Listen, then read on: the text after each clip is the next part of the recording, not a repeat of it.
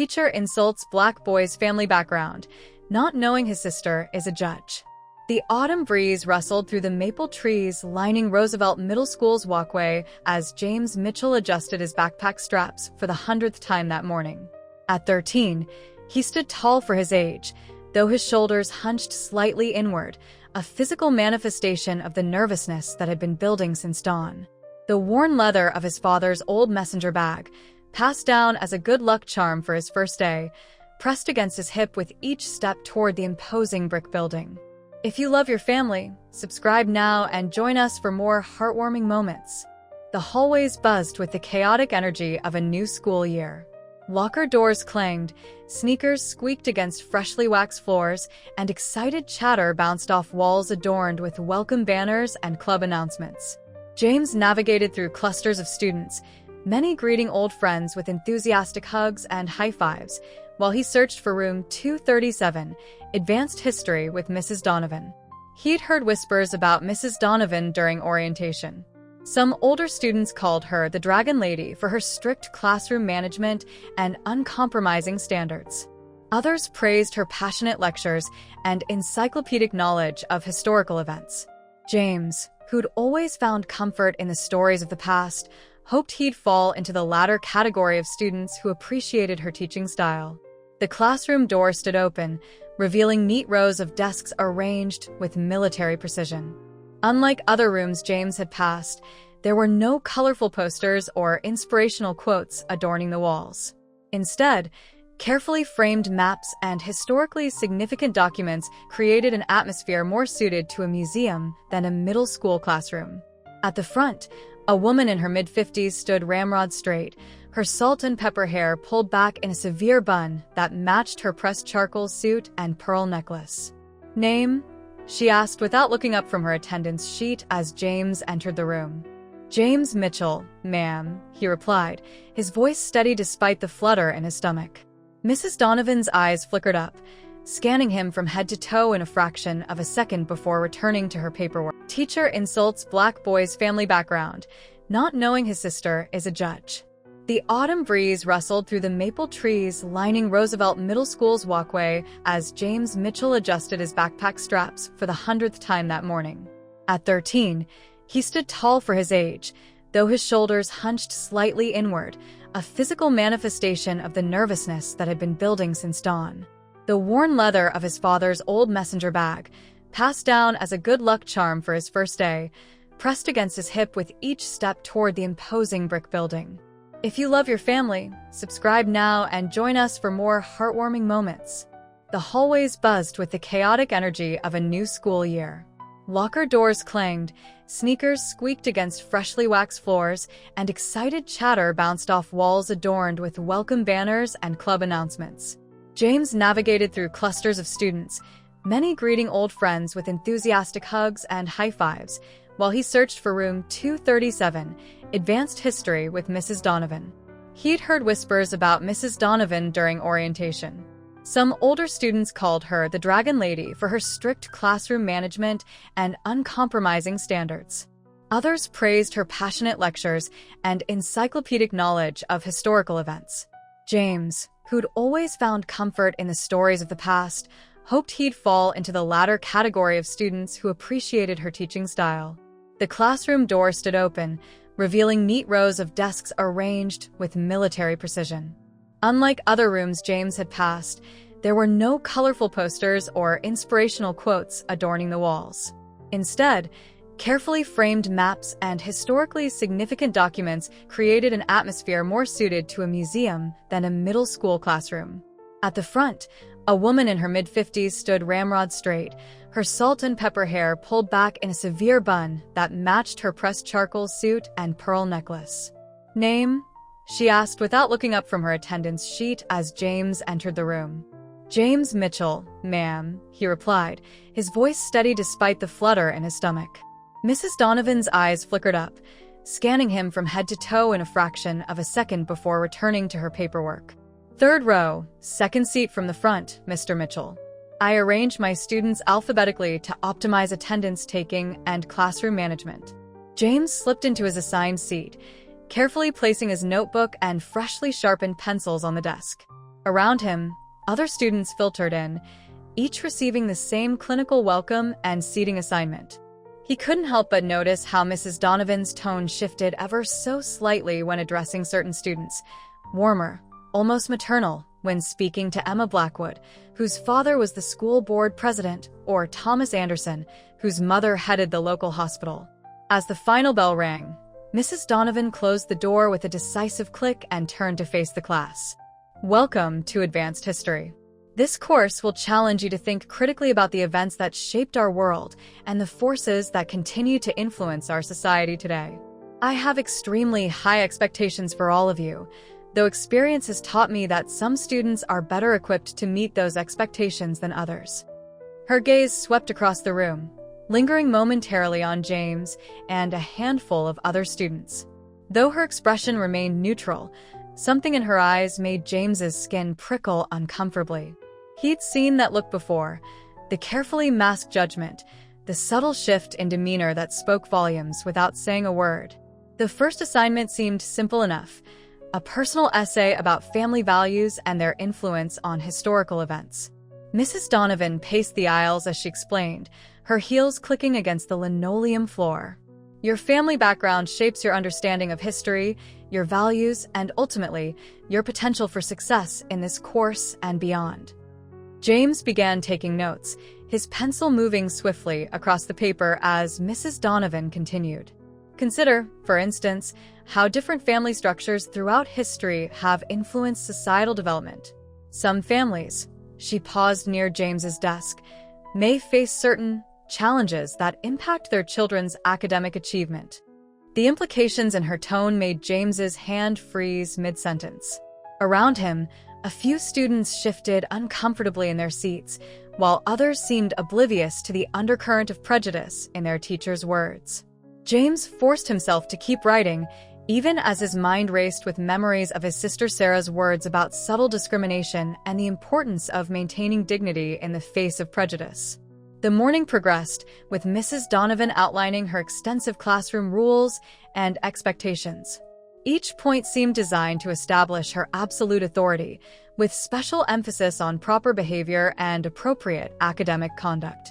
When she discussed her zero-tolerance policy for late assignments, her eyes drifted toward the back of the room where Marcus Johnson, another African-American student, sat quietly. Some students, she remarked, may need additional structure to overcome certain environmental factors that might otherwise impede their success. During the class discussion that followed, James noticed a pattern emerging in Mrs. Donovan's interactions with students. She readily called on Madison Wells, whose designer backpack and perfectly coordinated outfit spoke of privilege, praising her naturally sophisticated understanding of historical contexts. When Jamal Thompson raised his hand to contribute, Mrs. Donovan's acknowledgement came with a subtle correction to his grammar, though his point about the Civil War's economic impacts was insightful.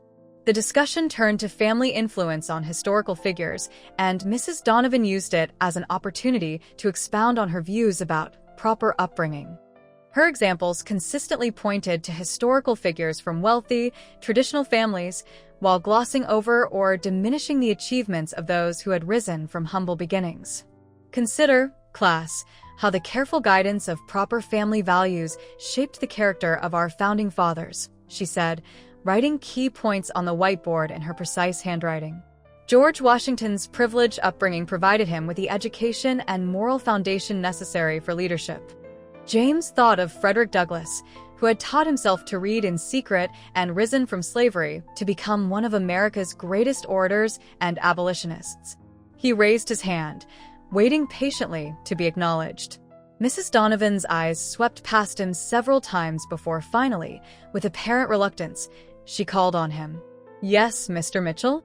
What about historical figures who succeeded despite challenging circumstances?" James asked, his voice clear and steady. Frederick Douglass didn't have the advantage of a privileged upbringing, but he became one of the most influential leaders in American history. The classroom fell silent. Mrs. Donovan's lips tightened almost imperceptibly before she responded. "While there are certainly exceptions to the rule, Mr. Mitchell, we must consider the statistical likelihood of success based on one's background. It would be irresponsible of me as an educator not to acknowledge that certain types of family structures and values tend to produce more favorable outcomes. The dismissive tone in her voice made James's chest tighten, but he maintained his composure, remembering Sarah's advice about choosing battles wisely. Around him, some students looked uncomfortable, while others seemed to accept Mrs. Donovan's words without question.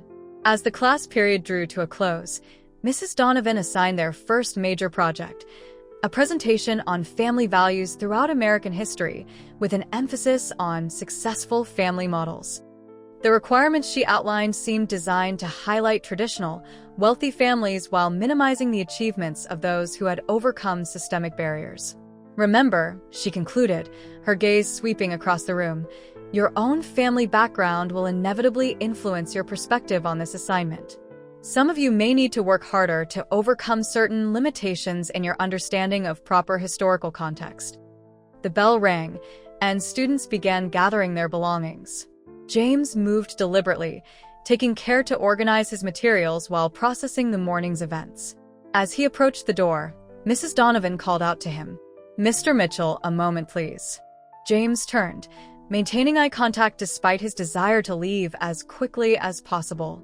"I noticed you seemed resistant to some of the concepts we discussed today," she said, adjusting her pearl necklace. "I want to make it clear that success in my class requires a willingness to accept historical realities, even when they might conflict with personal sensitivities." James nodded politely, choosing his words carefully. "I understand the importance of historical accuracy, Mrs. Donovan. My sister always emphasizes the value of examining evidence from multiple perspectives." "Ah, yes, your sister," Mrs. Donovan replied, her tone carrying a hint of skepticism. "You'll find that in this classroom, we focus on documented historical facts rather than personal anecdotes. I hope you'll keep that in mind as we move forward." James left the classroom with his head held high, but his mind was churning. The interaction confirmed his initial impressions. Mrs. Donovan's prejudices, while carefully veiled behind academic language and professional demeanor, were unmistakable. As he walked to his next class, he thought about how Sarah would handle this situation, drawing strength from her example of grace under pressure. The hallway had emptied somewhat, and James's footsteps echoed against the lockers. He knew this was just the beginning of what promised to be a challenging year, but he was determined to prove himself through his work, just as Sarah had done throughout her career. The weight of his father's bag against his hip reminded him of the family legacy he carried, one of resilience, dignity, and determination in the face of prejudice.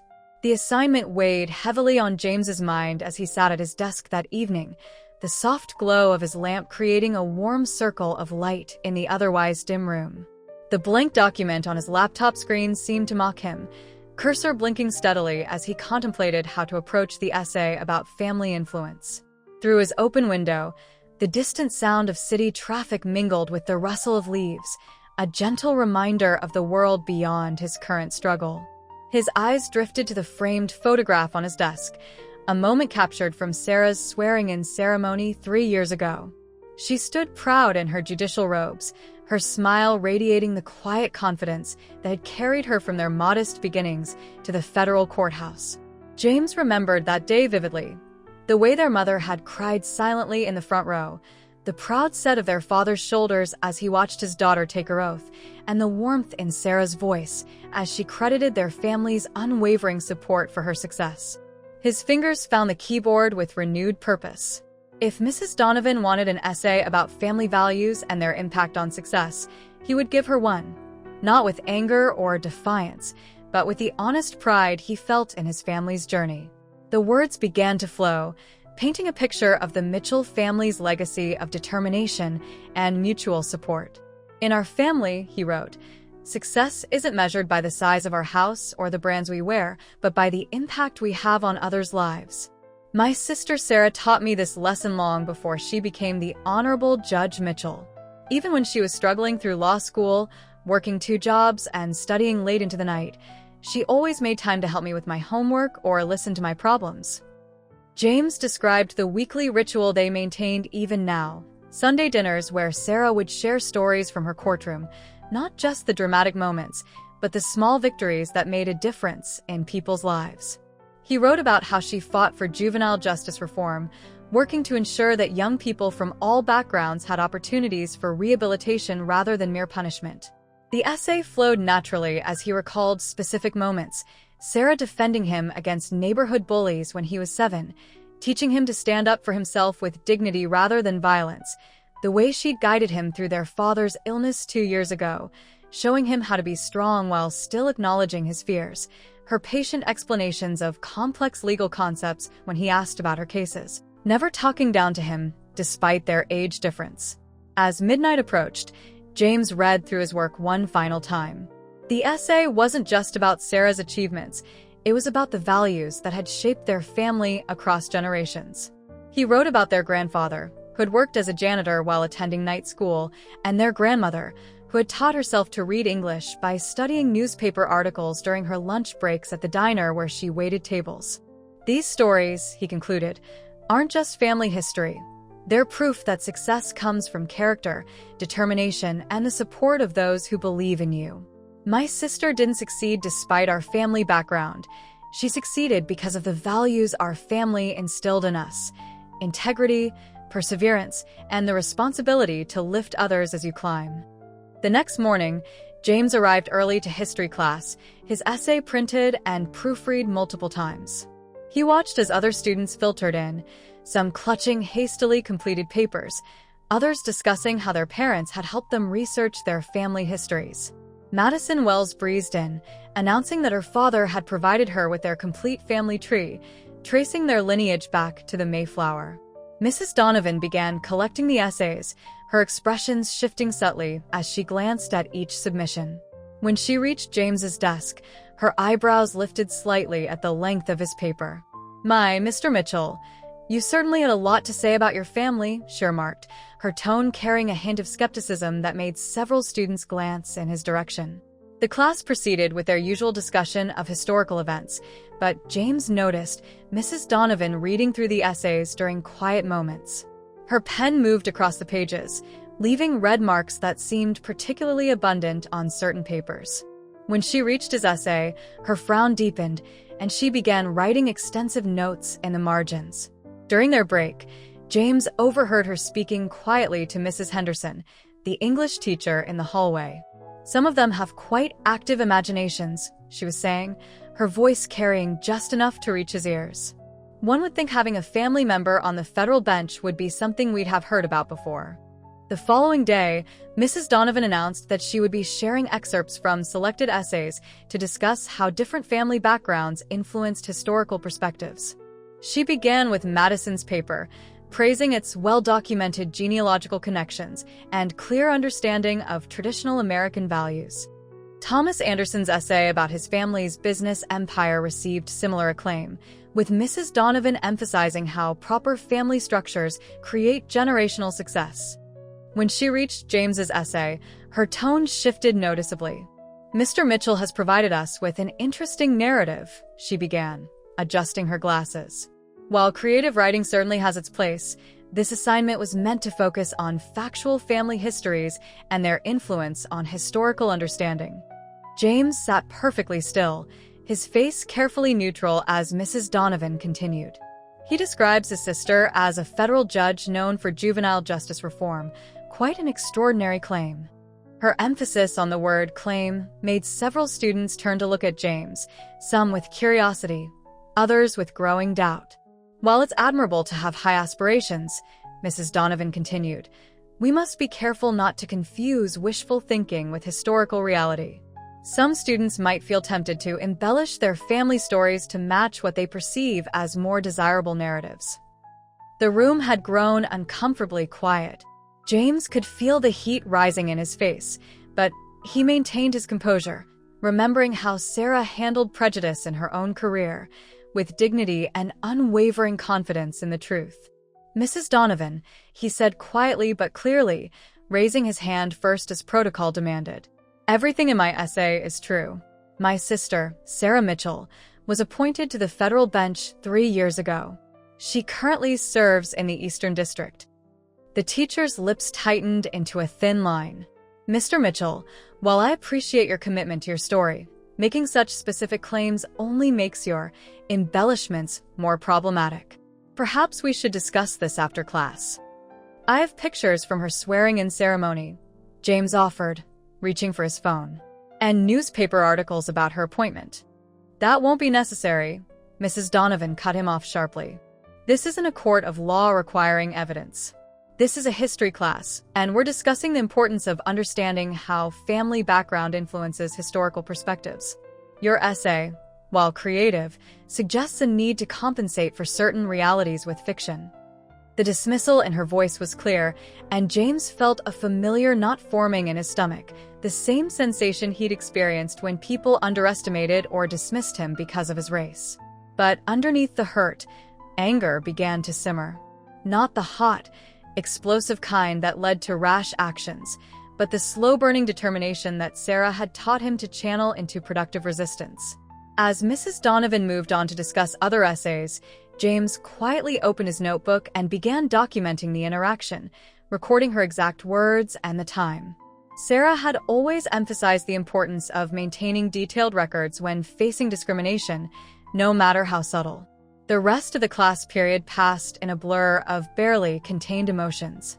James noticed some of his classmates shooting him sympathetic glances, while others seemed to accept Mrs. Donovan's implications without question. Marcus Johnson, who sat 2 rows behind him, caught his eye and gave him a slight nod of understanding. They'd both experienced similar moments of being doubted and dismissed. When the bell rang, Mrs. Donovan called out, "Mr. Mitchell, please stay for a moment." James remained seated as other students filed out, some lingering curiously until Mrs. Donovan's stern glance sent them hurrying along. She waited until the room was empty before speaking. "James, I'm concerned about your approach to this assignment. Fabricating stories about successful family members suggests a deeper issue that needs to be addressed. Perhaps you're feeling pressure to present a certain image to your classmates." James met her gaze steadily. "My essay was completely truthful, Mrs. Donovan. My sister's achievements are well documented, and her work has helped many young people in our community." "I see," she replied, her tone suggesting she saw nothing of the sort. "Well, regardless of the veracity of your claims, the assignment was meant to explore how real family backgrounds influence our understanding of history. I'll give you an opportunity to rewrite the essay, focusing on your actual family experiences rather than aspirational scenarios." The implication stung, but James maintained his composure. "I appreciate the offer, Mrs. Donovan, but I stand by my essay. Every word is true, and it directly addresses how my family's values and experiences have shaped my perspective on history and success." As he gathered his belongings and walked out of the classroom, James felt a curious mix of emotions, hurt at being so openly doubted, anger at the underlying prejudice, but also a growing sense of purpose. His sister had faced similar challenges throughout her career, and she had overcome them not by backing down, but by standing firmly in her truth while maintaining her dignity. Walking down the hallway, he made a decision. He had hoped to handle this situation on his own, not wanting to burden Sarah with yet another instance of prejudice she'd have to address. But she had always taught him that seeking help wasn't a sign of weakness. It was a recognition that some battles were better fought together. The weeks following the essay incident settled into an uncomfortable rhythm. James noticed how Mrs. Donovan would return his assignments last, always with more red marks than seemed necessary. His carefully researched paper on the civil rights movement came back with a C+, accompanied by comments questioning his objectivity and suggesting he was too emotionally invested in the subject matter to provide proper historical analysis. Every morning, James would arrive early to review the day's material, determined to stay ahead of any potential criticism. He'd developed a habit of recording key dates and facts in a separate notebook, anticipating Mrs. Donovan's tendency to question his knowledge more rigorously than other students. The extra preparation meant sacrificing his morning basketball practice, but he refused to give her any ammunition to support her preconceptions. During class discussions, Mrs. Donovan had mastered the art of subtle dismissal. When James raised his hand to contribute insights about historical economic disparities, she would acknowledge him with a slight sigh, as if his participation was an inconvenience she had to tolerate. "Yes, Mr. Mitchell," she would say, "though perhaps we should hear from students who can offer a more balanced perspective." One particular morning, as autumn painted the campus trees in brilliant oranges and reds, Mrs. Donovan announced a group project on the Industrial Revolution. "I'll be assigning the groups myself," she declared, adjusting her ever-present pearl necklace. "It's important to create balanced teams that can approach the subject matter appropriately." James found himself grouped with Madison Wells and Thomas Anderson, both excellent students but also favorites of Mrs. Donovan. As the teacher handed out the assignment sheets, she paused by their cluster of desks. "Madison, Thomas, I trust you'll ensure the project maintains proper academic rigor," she said, her meaning clear in the way she pointedly avoided looking at James.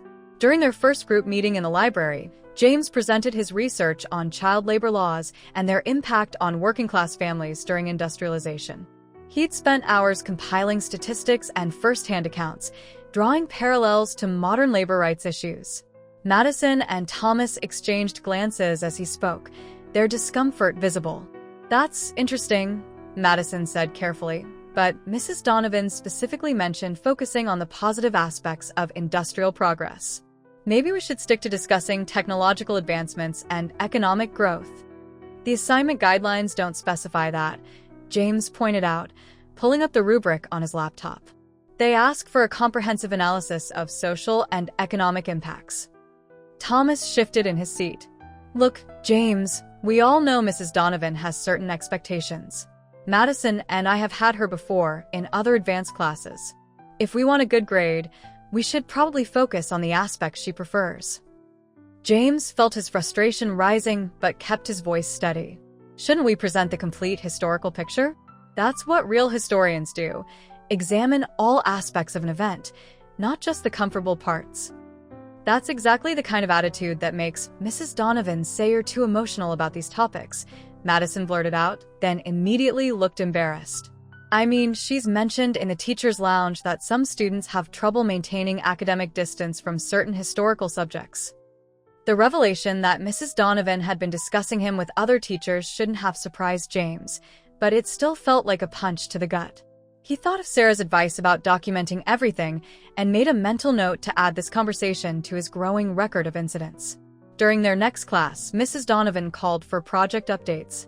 Madison presented their progress, carefully highlighting the technological innovations and economic growth statistics they'd compiled. When she finished, Mrs. Donovan smiled approvingly. "Excellent focus on the key historical developments. This is exactly the kind of objective analysis I'm looking for." James raised his hand, waiting to be acknowledged.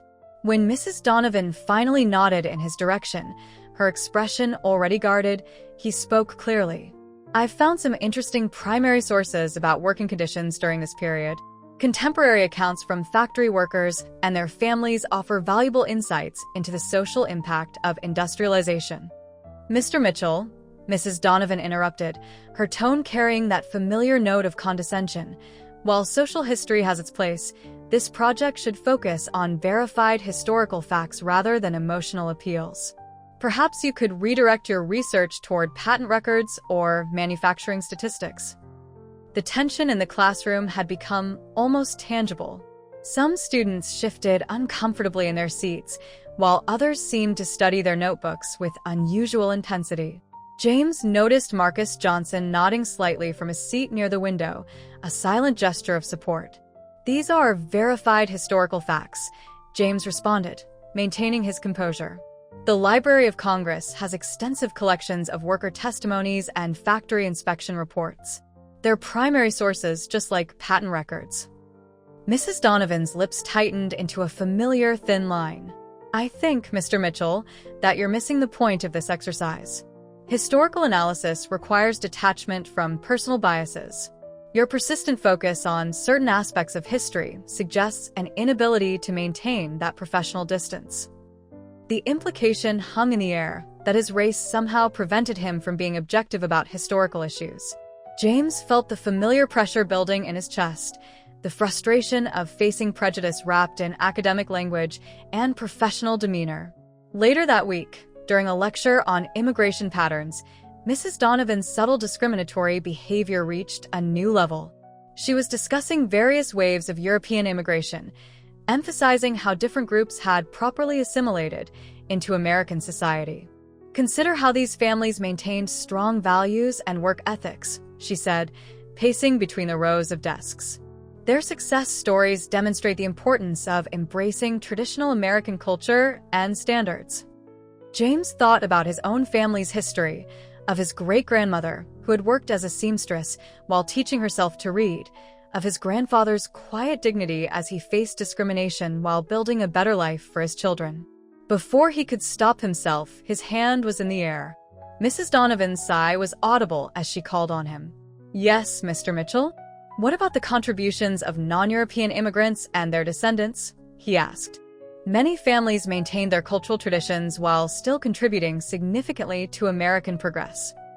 "Mr. Mitchell," Mrs. Donovan's voice took on an edge of irritation. "Once again, you're allowing personal feelings to cloud historical analysis. The success of European immigration is well documented through objective measures. Other groups often face challenges due to their reluctance to fully embrace American values." The classroom fell silent.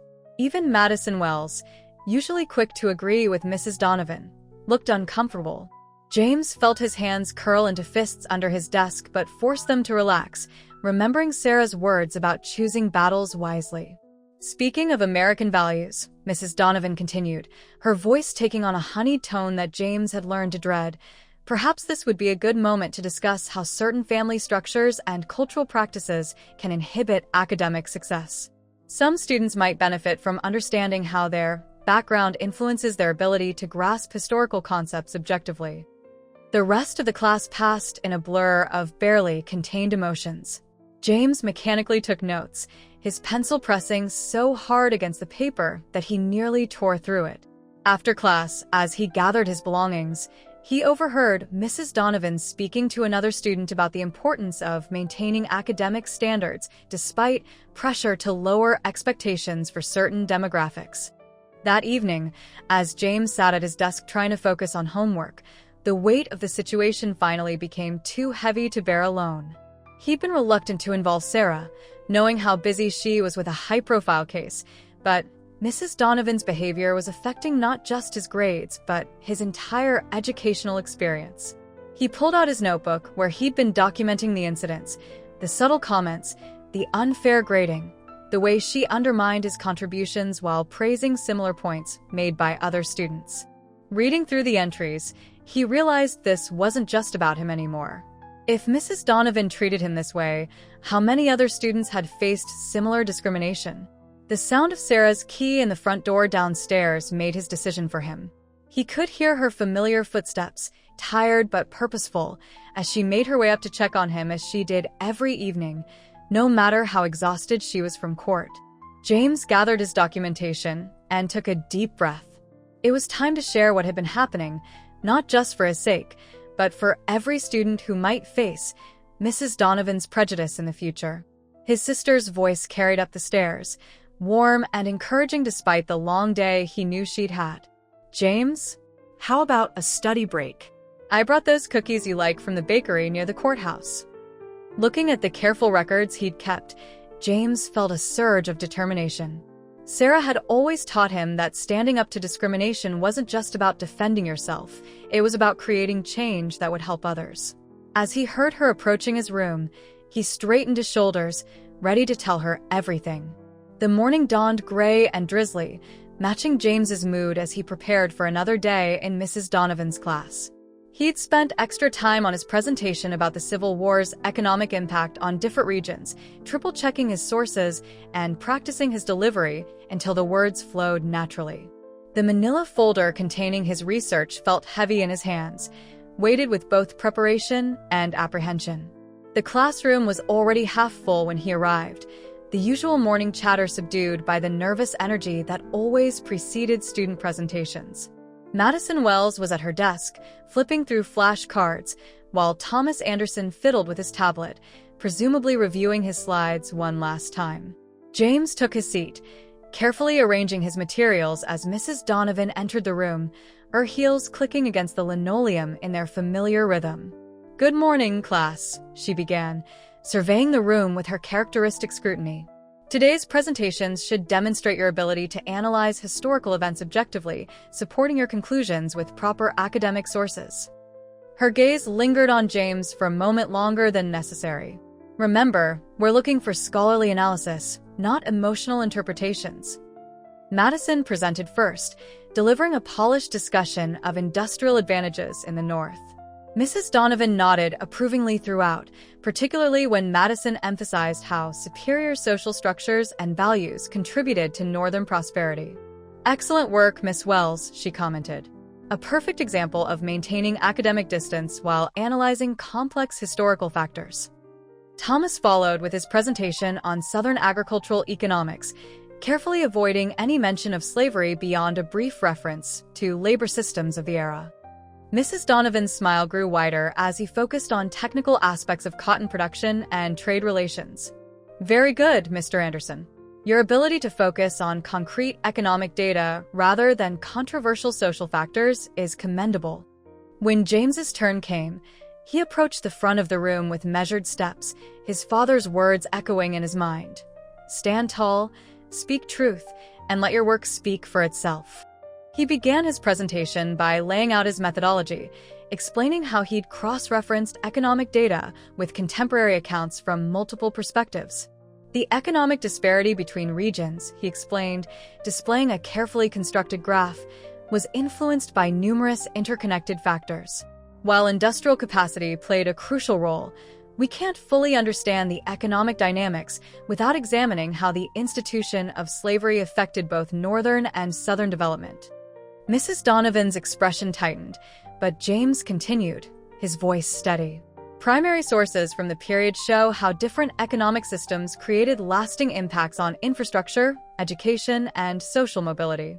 For example, this letter from a Northern factory owner discusses how free labor markets influenced technological innovation, while this account from a Southern plantation documents how dependency on enslaved labor affected agricultural modernization."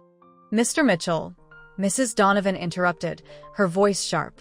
"While your enthusiasm is notable, I believe you're straying from the assignment's focus on objective economic analysis."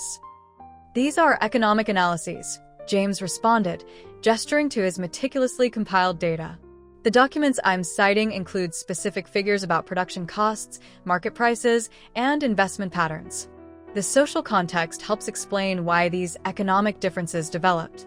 Perhaps, Mrs. Donovan's tone grew increasingly condescending. "You should focus more on the statistical data rather than trying to inject modern social justice narratives into historical events." Some students seem to have difficulty separating their personal feelings from academic analysis. The room grew uncomfortably quiet.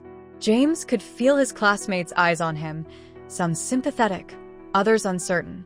He took a deep breath, channeling Sarah's courtroom composure. "My analysis is based on historical documents and economic data," he stated calmly. "The social context isn't a modern narrative. It's documented in contemporary sources from both regions." Mrs. Donovan stood from her desk, her pearl necklace catching the fluorescent light as she moved to the front of the room. "Mr. Mitchell, your persistent attempts to reframe historical events through a particular lens suggest a concerning lack of academic objectivity.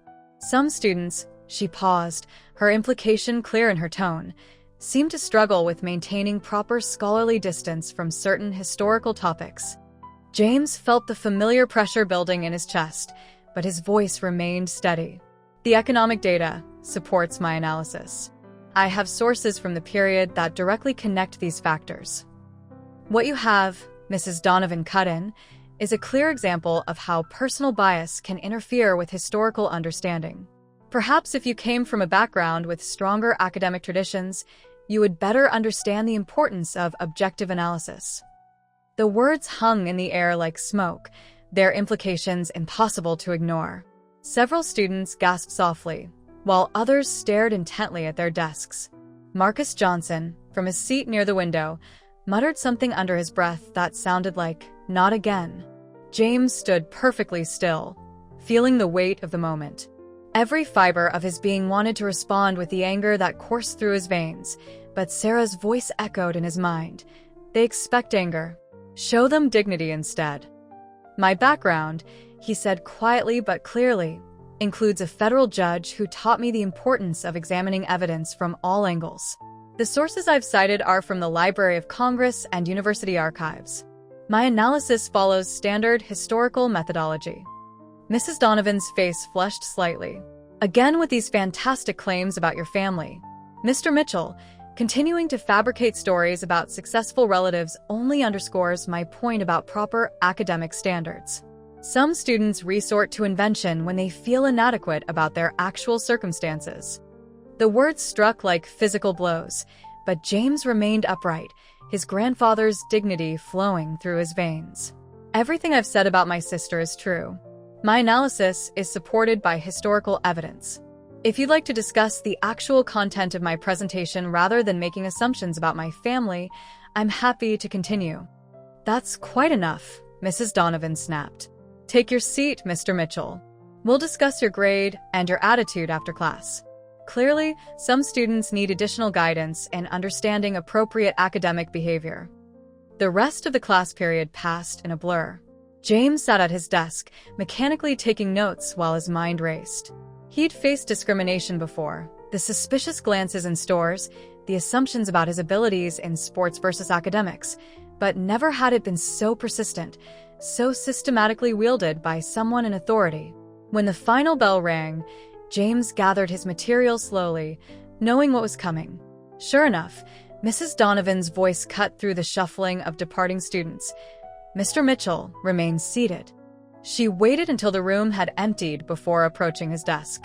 Your behavior today was completely unacceptable. Challenging a teacher's authority, insisting on inappropriate interpretations of historical events, and continuing to make outlandish claims about your family. These are not the actions of a serious student. My presentation was thoroughly researched, James replied, maintaining eye contact despite his churning stomach. Every claim was supported by primary sources. Your inability to accept guidance suggests a deeper problem, Mrs. Donovan continued as if he hadn't spoken. Perhaps your home environment lacks the structure necessary for proper academic development. I've seen this before with students from similar backgrounds. The walk home that afternoon felt longer than usual.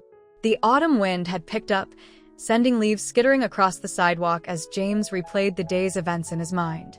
He'd maintained his composure, just as Sarah had taught him, but the weight of Mrs. Donovan's words pressed against his chest like a physical burden.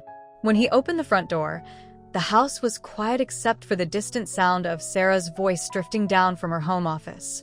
She was probably on a conference call about her current case, something involving juvenile justice reform that had been consuming her evenings lately. James headed upstairs, intending to retreat to his room without disturbing her. But Sarah, with the same intuition that made her an exceptional judge, must have heard something in his footsteps. Her office door opened as he reached the top of the stairs. James? Everything okay? He turned to find her standing in the doorway, still in her business suit but with her judge's robe draped over a nearby chair. The concern in her eyes broke something loose inside him, and before he could stop himself, the whole story came pouring out. The months of subtle digs, the unfair grading, today's humiliation, all of it. Sarah listened without interrupting, her expression growing increasingly grave. When he finished, she pulled him into a tight hug, something she hadn't done since he'd declared himself too old for such displays the previous year. But at that moment, James didn't protest. He just held on, drawing strength from his sister's presence, knowing that finally sharing his burden was the first step toward making things right. Sarah Mitchell had faced countless challenging situations in her courtroom, but watching her younger brother describe months of subtle discrimination made her blood boil in a way no legal case ever had. Still, years of judicial experience had taught her the value of strategic action over emotional reaction. As she drove to Roosevelt Middle School the next morning, she was dressed not in her usual power suit, but in casual slacks and a sweater, an intentional choice to observe without immediately revealing her position. The school hallways were quiet, classes already in session. Sarah's footsteps echoed against the polished floors as she made her way to room 237, guided by the small plaques beside each door. Outside Mrs. Donovan's classroom, she paused, taking a moment to center herself before positioning herself near the door's narrow window. Inside, Mrs. Donovan was leading a discussion on the American Revolution, her precise handwriting filling the whiteboard with dates and names. Sarah watched as the teacher moved through the room, noting how her body language and tone shifted subtly depending on which student she addressed. When Madison Wells spoke about the economic motivations of the Founding Fathers, Mrs. Donovan beamed with approval. When Marcus Johnson raised a point about the participation of Black soldiers in the Revolutionary Army, she quickly redirected the conversation to more central historical factors. The pattern James had described became increasingly obvious as the class progressed. Mrs. Donovan's prejudices weren't displayed in obvious outbursts or explicit statements. They manifested in the slight pause before calling on certain students, the subtle dismissal of particular viewpoints, the way she positioned herself closer to some desks while maintaining distance from others. Sarah had seen similar behavior throughout her legal career, the kind of discrimination that operated in whispers and implications rather than shouts, the type that was often harder to combat because it hid behind professional facades and academic language. As a young lawyer, she'd learned to document these patterns meticulously. Now, she pulled out her phone and began taking notes, recording specific instances and exact quotes. When the class ended and students began filing out, several of them gave her curious glances. She waited until the last student had left before approaching the doorway. Mrs. Donovan was at her desk, organizing papers with military precision, her pearl necklace catching the fluorescent light as she moved. "Excuse me, Mrs. Donovan?" Sarah's voice was polite but firm. "Do you have a moment to speak?" The teacher looked up, her expression shifting from mild annoyance to professional courtesy as she took in Sarah's appearance. "Yes, of course. Are you a parent?" "In a manner of speaking," Sarah replied, entering the room and closing the door behind her. "I'm here about James Mitchell." Mrs. Donovan's posture stiffened slightly. "Ah, yes. Mr. Mitchell has been having some difficulties adjusting to the academic standards of this course. I assume you're a family friend." "Actually," Sarah said, taking a seat across from the desk without waiting for an invitation, "I'm his sister, Sarah Mitchell. We haven't had the pleasure of meeting formally, though I understand my name has come up in your class discussions." The color drained slightly from Mrs. Donovan's face, but she quickly composed herself. "I see. Well, I'm always happy to discuss student progress with family members, though I typically prefer scheduled appointments through the office." "I thought an informal conversation might be more productive," Sarah replied, her tone remaining measured. "I've had the opportunity to observe your class today, and I'd like to discuss some concerns about the learning environment you're fostering." Mrs. Donovan's lips tightened into the thin line James had described so perfectly. "While I appreciate your interest, Ms. Mitchell, my teaching methods are approved by the school board and based on years of experience. If James is struggling to meet the standards..." "Judge Mitchell," Sarah corrected quietly. "And from what I observed today, the only thing James is struggling with is maintaining his dignity in the face of persistent prejudice disguised as academic standards." Mrs. Donovan's fingers went to her pearl necklace, adjusting it in what Sarah recognized as a nervous gesture. "I'm not sure what James has told you, but I maintain the same high standards for all my students. If he's feeling singled out, perhaps it's because he's having difficulty separating historical analysis from personal feelings." "I observed your class for an hour," Sarah responded, her voice carrying the same calm authority she used in her courtroom. "In that time, you dismissed 2 valid historical observations from students of color, praised similar points when made by white students, and managed to imply that certain backgrounds prevent objective historical analysis. Would you like me to recite the exact quotes?" I took rather detailed notes. The teacher's face flushed. "You can't possibly understand the complexities of managing a classroom and maintaining academic rigor." "Actually, I can," Sarah interrupted smoothly. "Before becoming a judge, I taught law at the State University. I'm quite familiar with academic standards and objective evaluation. What I observed today wasn't academic rigor, it was bias wrapped in educational jargon." She opened the notebook she'd brought with her, where she'd compiled James's documented incidents alongside her own observations. Your pattern of behavior shows a consistent bias in grading, class participation, and student evaluation. You've questioned the veracity of James's family background multiple times, despite easily verifiable facts. You've dismissed his academic contributions while praising similar insights from other students. This goes beyond maintaining high standards. This is discrimination. Mrs. Donovan's professional demeanor began to crack. How dare you come into my classroom and make such accusations? I've been teaching for 25 years. I've helped countless students succeed.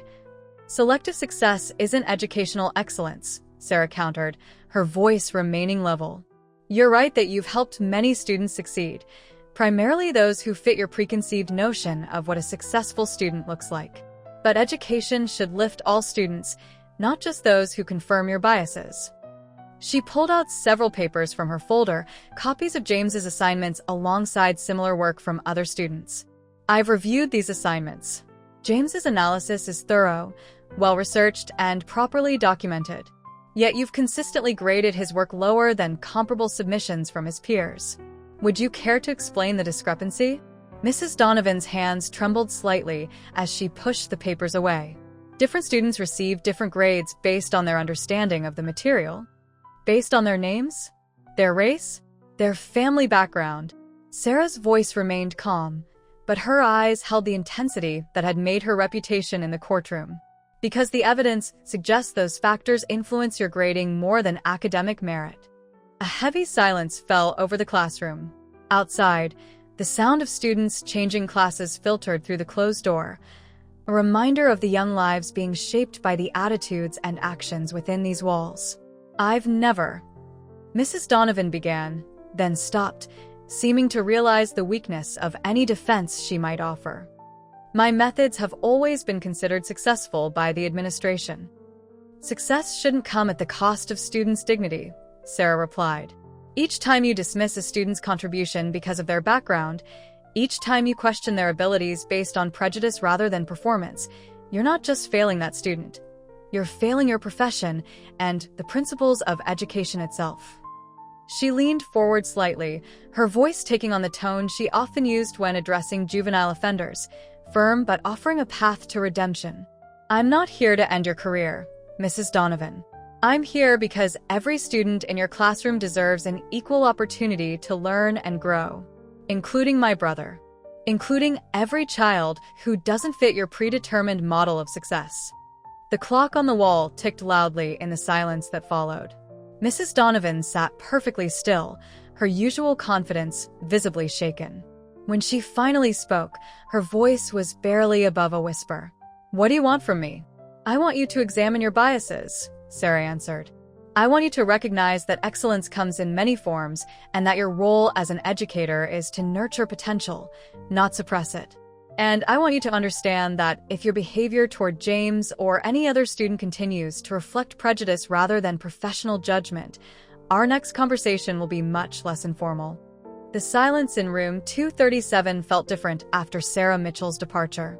Mrs. Donovan remained at her desk, her perfectly organized world suddenly feeling askew. The afternoon sun cast long shadows across the empty desks, and for the first time in her 25 years of teaching, she found herself questioning everything about her approach to education. Her hands trembled slightly as she reached for the stack of graded papers on her desk, assignments she'd marked with the confidence of someone who had never doubted her own objectivity. Now, with Sarah's words echoing in her mind, she began to review them again, forcing herself to look past the names at the top of each page and focus solely on the content. James Mitchell's latest essay lay on top, covered in her red marks. She had circled his citation of Frederick Douglass's economic analysis, questioning its relevance to the topic of industrial development. Reading it again, she couldn't ignore the thorough research, the clear logical progression, the sophisticated integration of primary sources. Why had she been so quick to dismiss his insights? Memories of past interactions began to surface, each one taking on a new, uncomfortable clarity. She remembered Marcus Johnson's raised hand, perpetually ignored until other students had spoken. She thought of Sophia Chen's brilliant analysis of immigration patterns, which she had criticized for being too focused on personal narratives, while praising Madison Wells's similar approach as bringing history to life. The weight of these realizations pressed against her chest as she pulled out her grade book, its neat columns and rows suddenly seeming less like a record of academic achievement and more like a document of her own biases. How many students had she failed to see clearly? How many young minds had she discouraged with her predetermined expectations? Her pearl necklace felt tight around her throat, the same necklace she'd worn every day as a symbol of professional authority. She removed it carefully, laying it on the desk beside her grade book. In its polished surface, she caught a reflection of herself, and for a moment, she hardly recognized the woman looking back. The sound of the janitor's cart in the hallway startled her from her reverie. Looking at the clock, she realized she'd been sitting there for hours, lost in self-examination.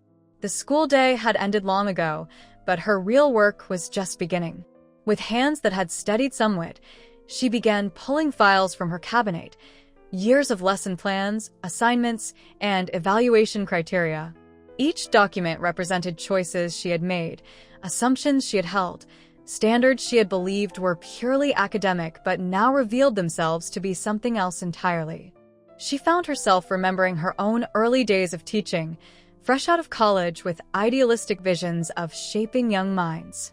When had she started seeing some students as more worthy of her attention than others?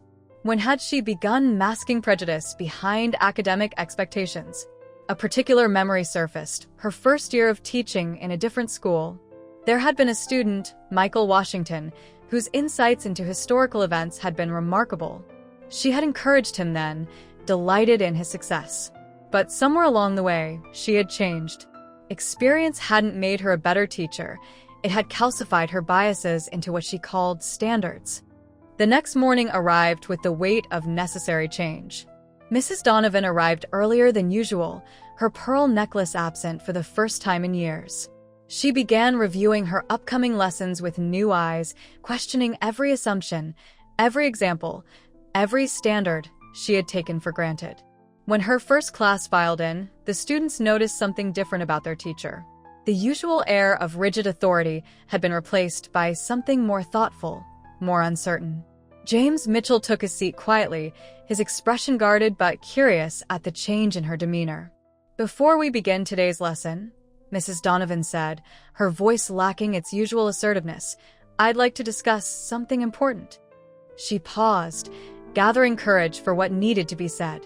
"I've been reviewing our recent work on the Industrial Revolution, and I realize now that I've been too narrow in my approach to historical analysis." The classroom remained silent, students exchanging uncertain glances. They had never heard Mrs. Donovan admit to any shortcoming in her teaching methods before. "James," she said, causing him to straighten in his seat, "your presentation on the economic impacts of the Civil War, the one I interrupted, I'd like you to give it again. This time, I promise to listen without preconceptions."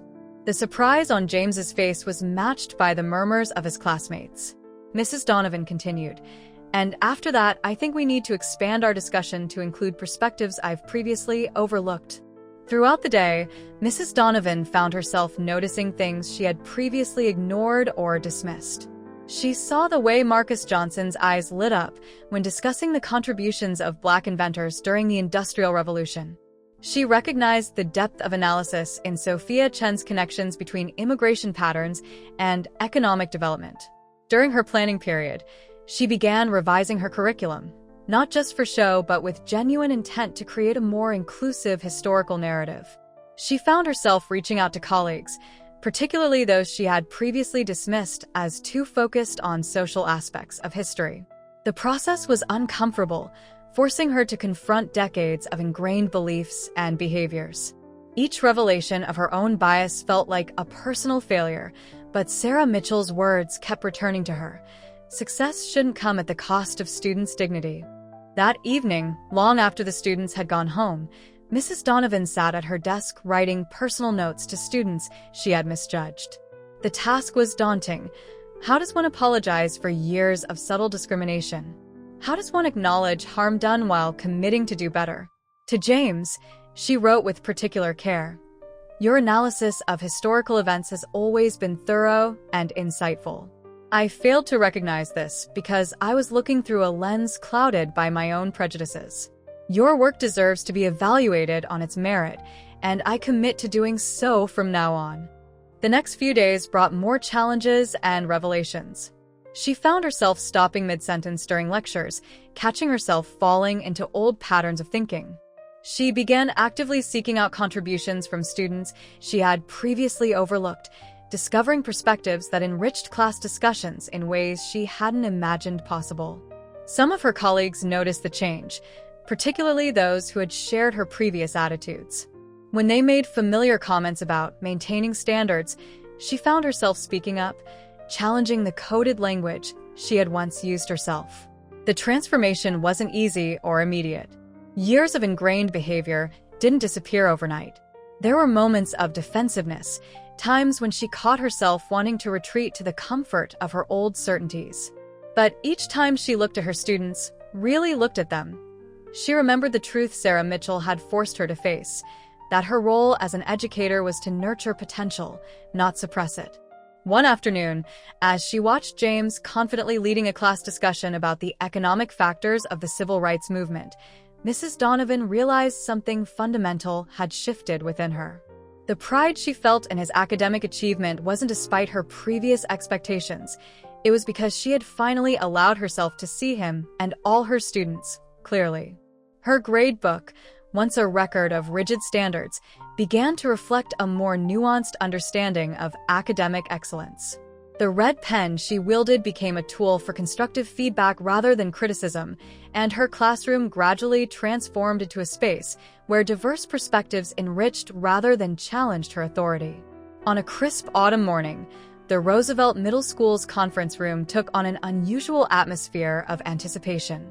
Mrs. Donovan had requested a special meeting with James and Sarah Mitchell, but unlike their previous encounter, this one was scheduled through proper channels.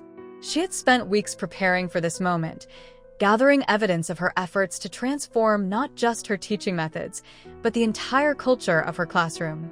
The room was arranged thoughtfully, not the typical confrontational setup of administrators' meetings, but a more collaborative arrangement where they could all sit as equals. On the table lay carefully organized folders containing revised lesson plans, new grading rubrics, and documentation of the changes she'd implemented since their last interaction. When Sarah and James arrived, Mrs. Donovan noticed immediately how James carried himself differently, still cautious, but with a quiet confidence that spoke of healing. Sarah's professional demeanor remained, but her expression held a willingness to listen that gave Mrs. Donovan courage to proceed. "Thank you both for coming," Mrs. Donovan began, her voice lacking its former authoritarian tone. V asked for this meeting not just to apologize, but to show you the concrete steps I've taken to address my behaviors and their impact on my students. She opened the first folder, revealing before and after versions of her lesson plans. "I've completely restructured my curriculum to include diverse perspectives and experiences. But more importantly, I've changed how I evaluate and respond to student contributions." James leaned forward slightly, his interest piqued as Mrs. Donovan displayed examples of recent class discussions where she had actively incorporated multiple viewpoints. She showed them recordings of class sessions, made with student permission, demonstrating how the dynamics of participation had shifted. "Last week," she continued, "we had a debate about economic factors in colonial America. James's analysis of how different labor systems affected regional development sparked one of the most engaging discussions we've ever had. In the past, I would have..." She paused, acknowledging her previous behavior. "I would have dismissed such perspectives as too controversial." Sarah watched carefully as Mrs. Donovan pulled out more evidence of change, student feedback forms, peer evaluations, and documentation of her participation in diversity training programs. "I've enrolled in several professional development courses focusing on inclusive education," she explained. "But more importantly, I've started learning from my students." She shared examples of recent projects where students had been encouraged to connect historical events to their own family histories and cultural perspectives. "James's presentation about his family's journey," she said, looking directly at him, helped me understand how personal connections to history can deepen academic understanding rather than compromise it. The transformation wasn't just evident in the paperwork. It showed in the way Mrs. Donovan spoke about her students, in how she recognized and valued their diverse experiences. She described specific moments of insight that had come from listening to voices she had previously silenced. Last month, she continued, Marcus Johnson gave a presentation about economic innovations in the Reconstruction era. In the past, I might have steered him toward more traditional topics. Instead, his research revealed aspects of history that enriched our entire class's understanding. Sarah nodded slowly, her judicial experience allowing her to recognize genuine change rather than mere compliance. How have these changes affected your students' performance? She asked, though the proud look James tried to hide suggested she already knew part of the answer. Mrs. Donovan reached for another folder. Overall engagement has increased significantly. Students are more willing to participate, to challenge assumptions, to connect historical events to contemporary issues. But more importantly, she turned to James, they're learning to trust their own voices. She shared recent class evaluations where students commented on the changed atmosphere in her classroom. Anonymous feedback forms revealed that students felt more comfortable sharing diverse perspectives, challenging traditional narratives, and connecting historical events to their own experiences. But the most significant change, Mrs. Donovan admitted, her voice softening, has been in my own understanding of what it means to be an educator. I've had to confront uncomfortable truths about how my biases affected my teaching, how I used academic standards as a shield for discrimination. James spoke up then, his voice steady. The class discussions are different now. Everyone's ideas get heard, not just the usual few students. And when we debate historical interpretations, you actually listen to different perspectives. Mrs. Donovan nodded, grateful for his observation. I've learned that maintaining high academic standards doesn't mean enforcing a single perspective. True rigor comes from engaging with diverse viewpoints and experiences. She pulled out one final document, a proposal she'd submitted to the school administration for a comprehensive review of the history department's curriculum. I want to ensure these changes extend beyond my classroom. I've proposed workshops for other teachers, focused on recognizing and addressing implicit bias in academic evaluation. Sarah studied the proposal carefully, her legal training evident in her thorough review. This is quite comprehensive, she noted. You're suggesting substantial changes to how history is taught throughout the school. Because the problem isn't limited to my classroom, Mrs. Donovan acknowledged. Many of us have been teaching history through a narrow lens, claiming objectivity while reinforcing biases. That needs to change. She turned to James again. Your courage in maintaining your dignity despite my behavior, your persistence in presenting— Disclaimer: this channel does not support or tolerate any form of discrimination, racism, prejudice, or violation of human rights. The stories presented here are original and created by the author with the aim of promoting reflection, awareness, and dialogue. All content is developed with respect for diversity and the dignity of all people.